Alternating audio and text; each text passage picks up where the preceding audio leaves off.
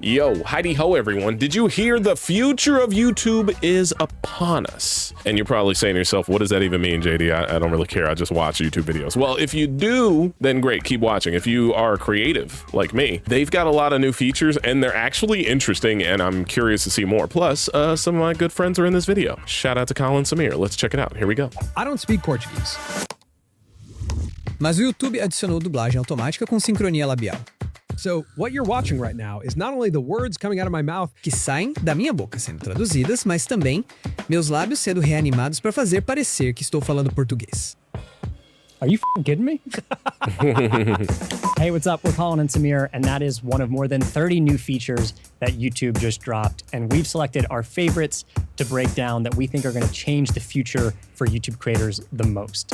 Number 2, collaborations. For the first time ever, creators can co-post videos together. Up to 5 creators can be added as collaborators to one video. And these videos get shared to everyone's audiences, and there's a subscribe button for every channel. Hold on, so there's a few of these that they're gonna break down, but I'm actually curious to understand this. I wanna read this real quick. Collaboration, grow your audience by collaborating with other creators to expand your videos reach with audiences. This sounds like a dope idea, but I wanna see what is gonna happen right here with this information they're about to give us.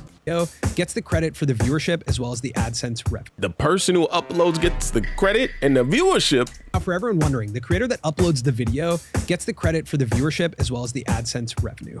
Collaborations are truly one of the best ways to grow as a creator. I don't know, bro. That's a great way to build. That's a great way to build, but we gotta share that AdSense. You can't. Don't let that video do 2.12 mil. Don't let the you got to give me a piece of that. Like, you would have to maybe collaborate with people around your size, but what if you collaborate with a homie who's got like dummy followers? Or I'm actually kind of think about it from the perspective of like the homies Team 6, like Vanos and Nogla and Terrorizer and Marcel basically do work. If they did a 5-person Jiggly Panda Anthony, if they did a 5-person video, it don't really benefit. Well, they're all the same. They all have share the same audience. This would be different. This would be kind of like a bigger creator helping out a littler creator, or 2 big creators being happy to collaborate with each other and they not pressed on money. That's fascinating. I don't know how that works. And now there's an even better way to collaborate on YouTube. You ever find yourself up all night tossing and turning because you can't decide which title and thumbnail to use? Yes. Well, now YouTube just solved that problem. Last year, they announced that you could A/B test thumbnails, and now this year, you're going to be able to A/B test up to 3 thumbnails as well as titles. So YouTube automatically picks the best title and thumbnail combination based on watch time percentage. All right, number 4, if you're a podcaster, this one's really big. Automatic video clips and shorts for podcasts. Oh, that's cool. So Gemini will scan your long form videos and suggest the best moments to turn into clips and shorts. So oh, wait a minute. That's cool. I like that because I literally am starting a podcast. If anybody wants to follow my channel, it's Adlib with JD Witherspoon. The link is in the bio. But wait, this is kind of crazy because it's pulling timestamps for you in order to make short form content. That's actually very cool. And shorts. So here's our interview with Ryan Trahan that we did during his 50 States in 50 Days. And here's the clip that YouTube chose. Let's just start with, why are you actually making a video every single day for 50 days? What is the series? Shorts are the best way for new audiences to discover our show, and this makes it way easier and faster for us. Next, live streaming. Live streaming has grown immensely on YouTube, and it results in some of the most die-hard communities and fan bases on the platform. And soon, creators are going to be able to live stream both horizontally and vertically at the same time with one unified chat. Now, this means that your streams will be able to get discovered more easily because they're also going to be showing up in the Shorts feed. Vertical, horizontal, live streaming on YouTube. You're hitting both algorithms, and then you're also, I don't know, we'd have to test it. How are you able to do that? Like, what is what's going to be the program that you, because like if I wanted to frame, well, I have the option to do horizontal and vertical through OBS. So, I mean, I already can do that, but I guess you can do it through the same combined stream. They're going to have a way for it to work. They'll figure it out. There are over 30 new updates. Have they lost their mind? YouTube, have you lost your mind? Over 30? You can also practice your stream in private before you Oh. go live vertically using practice mode. Which is great for someone like me because I get very nervous when I'm live. So you can actually see like simulated comments and really get used to what it's going to be like. Another feature coming to live streaming is AI-powered highlights. So this creates automatic clips of your stream to share on Shorts. Samir, do you Damn. remember at the beginning of the video Yeah. when I said that the last announcement is YouTube something that out we've been here. waiting a long time for and we just never thought would come? Yeah. Are we there? No, Okay. you still have to wait. Got it. All right. Just bear with us. I ain't gonna lie, YouTube making AI look good, but I still don't support AI in the sense that it takes away from creatives. But these are fascinating updates. They're not that bad. YouTube is bringing VO, which is Google's latest generative video model, into Shorts. And that means that Shorts is about to get some pretty crazy AI-powered tools. First, add motion. So this allows you to reanimate your whole body based on a trending video. So here's a photo that Colin took of me. And now I'm doing karate. Like pretty well too. It's wacky. And then there's the add object feature, which lets you add objects to your Shorts using recommendations from Gemini. Samir, would you explain to me what this actually means for the future of video creation? So this feels to me like the evolution of memes online. Memes have been this building block of culture on the internet, a way that people take internet video and use it as units of conversation. So this allows you to remix and recreate your own videos in ways that you just could never before.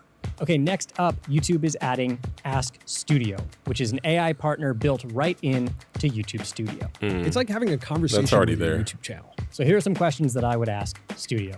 What are our top 5 thumbnails with the highest click-through rate? In which country is our YouTube channel growing the fastest?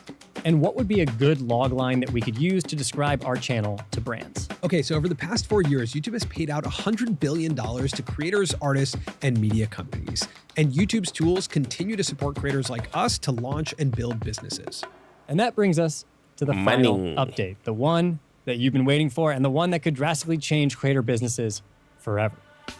The ability to dynamically feature brands in YouTube videos. That's kinda We're going to cool. have to explain that. So typically when we do a brand deal, that branded segment, the part where we go, this video is sponsored by, is just a part of the video and it lives on the channel forever. But starting next year, we can actually mark slots in our videos where sponsored segments that we make can be added or removed. This is huge for creators and gives us a lot more options Aurora, for what how up? to work with brands. So you want to see more of the updates that YouTube just announced, check out the full Made on YouTube recap. Where's that? I'm Colin. And I'm Samir, and thanks for watching all the way to the end. Seriously. So they did this, the future with YouTube and Colin Samir. So this video is on both YouTube's channel and Colin and Samir's channel. Who getting the money though? Who getting the AdSense on this video though?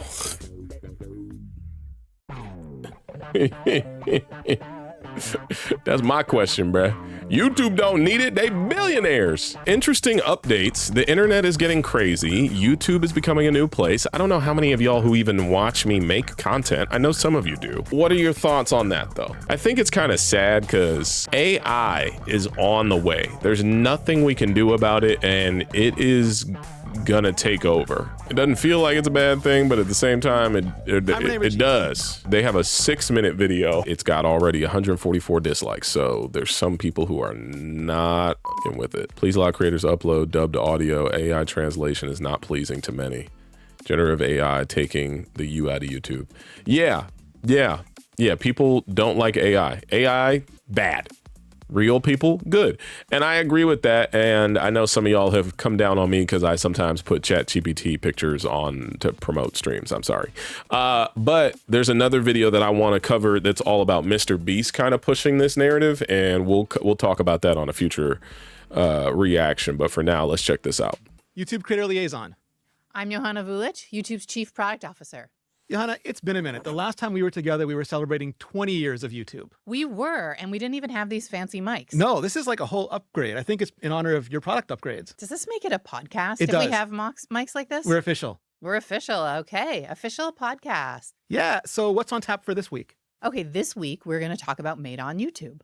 Made on YouTube is our annual event where we release a number of product and features, and this year is our biggest one ever. It's so exciting. And Renee and I are going to talk about what this means for the creator community. Yeah, let's start with Shorts, Johanna. It's so exciting what your team is doing with Shorts this year. Yeah, well, one thing that's interesting is all the creativity that can come when you add VO and Gen AI to shorts.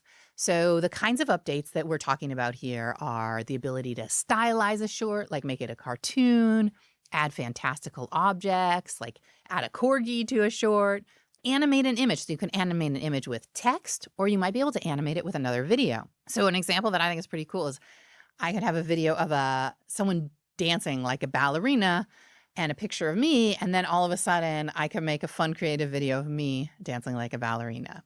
So we're doing all that, and then we're also incorporating VO3, which is going to allow people to add sound to generated videos. There's just so much creativity that can be brought about when you give Gen AI to creators, and we're just really excited to see what creators will do with this. Hey, bruh, I get it, man. I get it. It's the end of times. We are in the future of AI. We can't escape it. It's not going anywhere. It's gonna make maybe some things better, but it's probably gonna ruin a lot of stuff. Specifically, stuff like YouTube. It's supposed to be YouTube. You are the tube or the person that makes the content, and it's removing the humanity from it. I hear that. I see that, I see what people are saying and complaining about, because it's like, why even have people involved if y'all are just going to replace us in the future with AI? What is the purpose of even having creators involved if what it seems like is you're going to start focusing on artificial intelligence? And artificial intelligence is just one of the things where big businesses, they do not care, because AI means money in their pocket. So, I think people are correct to think that AI is not necessarily the best choice, but I think it's just one of the things where it's like, I don't even think it's like a lesser of two evils or an evil we have to deal with. I think it's just coming. I think it's just, you can complain about all you want. It doesn't mean that companies give a crap about us complaining. So it's almost like we can, fight it in a different way. I don't know how